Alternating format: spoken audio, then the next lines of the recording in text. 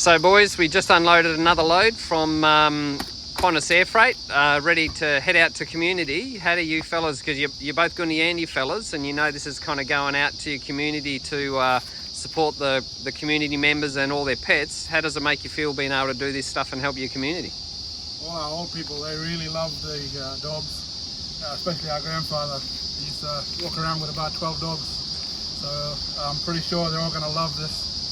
A fresh load of, some food delivered by fish to the communities, Fitzroy and Willager and other communities around. So I'm pretty happy that Fish is doing this. And it's great to have you, Lenny, as a partner with Gevolve. I'm just going to zoom in on your shirt so we can see.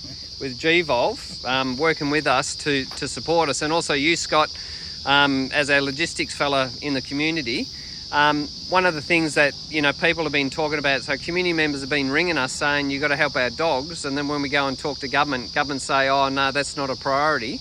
Yeah. From your perspective, what do you think about us being like that with government, unfortunately. And to the community members, they're always looking at their dogs, taking care of the animals, not just the dogs, the other animals there too. They got kangaroos coming through, pigs, all sorts of animals, and they always taking care of them. So when they see this sort of help and support coming in for everything, except for not just including them, they love that. Yeah, and Scott, you're our logistics fella in town, and here you got your cousin working with you. How's that feel, brother? It's really good.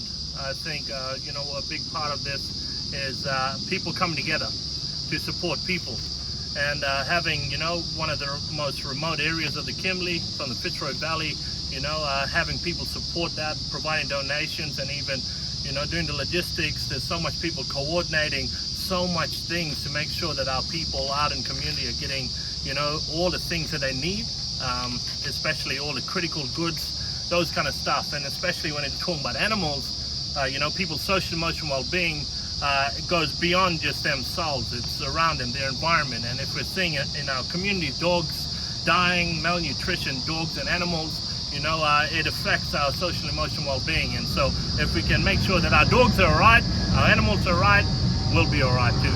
And what do you reckon that Qantas coming in? Because Qantas has never done this before. Yeah. So what would you say to Qantas to say, Qantas, thank you so much for providing the support and the transport of a lot of these donations. Without that unity, without that support, we wouldn't have a lot of the stuff here today.